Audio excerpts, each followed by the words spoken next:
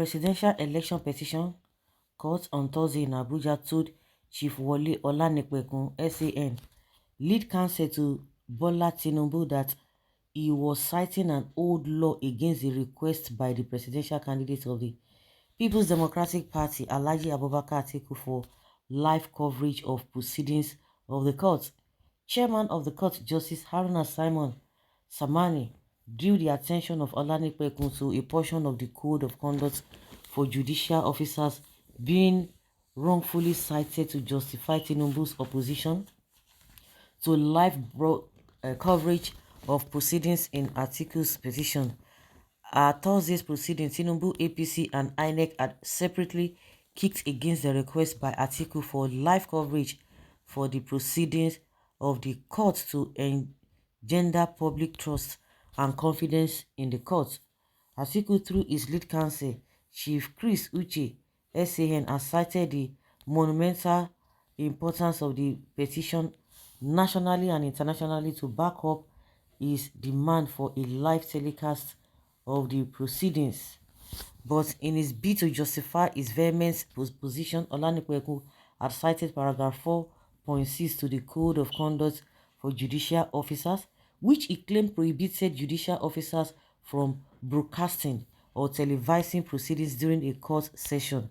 He cited the disputed law following the submissions by Chris Uche that there was no law or statute barring live telecast of court proceedings at the moment.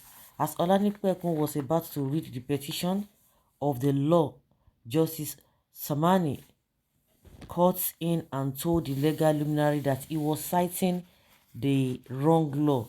Justice Samani told Olanipekun that the portion he was citing to justify his arguments against live coverage had been amended and the portion being cited had been deleted completely. Oh! See, Yawa, the chairman of the court, maintained that the portion being claimed by Olanipekun was no longer in the new Code of Conduct for Judicial Officers. While making a case for a live broadcast of Atiku's petition, Uche had drawn the attention of the court to Justice Oputa panel of inquiry, which was telecast live and held all around in the country. The senior lawyer said that none of the respondents will be prejudiced if the petition is broadcast live.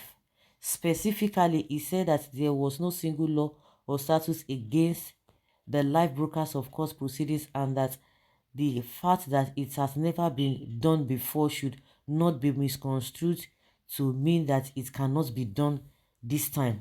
His permission drew thunderous applause from the crowd, who clapped for some minutes before the court announced that clapping was not allowed in courtroom. Tinubu, in his objection raised by his counsel, said that Atiku's request was not only surprising but dangerous, as it is capable of prejudicing the court itself. Olanipekun said that the request for live coverage is capable of turning the whole country into a football stadium, a crusade ground, a theatre, or film grounds where all manners of telecasts could be permitted. The senior lawyer said that the court should not grant an order that cannot be enforced or supervised, adding that the present moment is not the best time for such a request to be granted.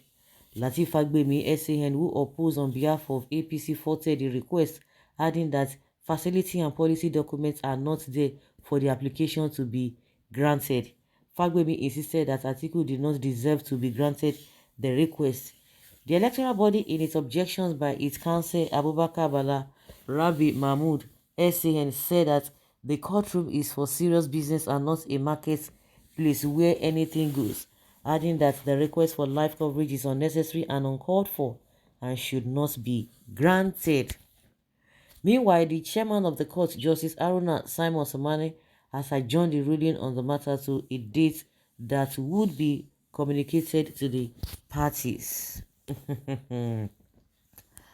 Oh, as a little boy, I remember watching Opute panel live. So what is APC saying? This is 2023. Maybe they need to be reminded. Can the outdated and deleted lawyers of APC and Tinubu tell the world why they don't want a live telecast of the court proceedings, even in this modern time? That means that una no wants transparency and there is no truth in what you are defending him. So with that judgment, Obedience have won the case. They are saying the man is quoting a dated this. Is that not a shame? Is quoting a dated law. Eta, it's not obedience matter, rather Atiku. You hear? Tribalistic bygones. Now Tinubu and what is it called? Atiku. Now they do the back and forth of a live broadcast. So why it can't be obedient there? Well, it shows that obedience are stronger than them. They never expected. That's why they can use all manner of propaganda. They go talk. Fashola and Tinubu go talk. The next thing they go look at as look for a way to turn it to Igbo thing. Buhari and Tinubu go dey fight. The next thing they go say na Igbo man cause am. You see Chiorena that is going back and forth. He doesn't even know he's bearing. The issue of Seun Kuti, all of a sudden he say na Peter Obi. You don't dey call Peter Obi this, and you don't dey accuse Peter Obi supporters. What has that got to do with the issue on ground? Can you imagine such a thing? So it is, and these are the same people who are always calling other people ethnic bigots, religious bigots, because that is exactly what they do. It is funny how Nigerians castigate people. All of you will be surprised that the sans prayer will be granted and there will be no public broadcast of this hearing. This is Nigeria. I believe you, bro, because una money dey work for una. We just want the truth to be told. The chairman of the court has already told us the truth, and we all have known that it can be telecast live. So if they collect una money and stop the application, no wahala. This is one of the reasons we are seeking for a new Nigeria. It does not matter, but the truth has been told. They can decide to say they want to go live or not, and that is the honest truth. But the truth has been established. That is what people are even concerned about. And that's why you hear Obi saying, I'm challenging the process. If the process is fine, tell us, okay, the process is fine, and Nigerians will know. And this issue of 25% is not supposed to be something that we need to be going back and forth for. But unfortunately, these guys are something else. You can twist it the way you want, then whatever you say, it will not bound.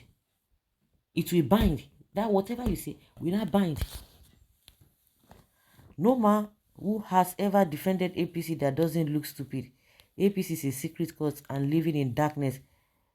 They don't want any lies, so that they will not be exposed. But this time around, there is collective capital no for them. We don't even need darkness anymore. Anything should be exposed, or everything should be exposed.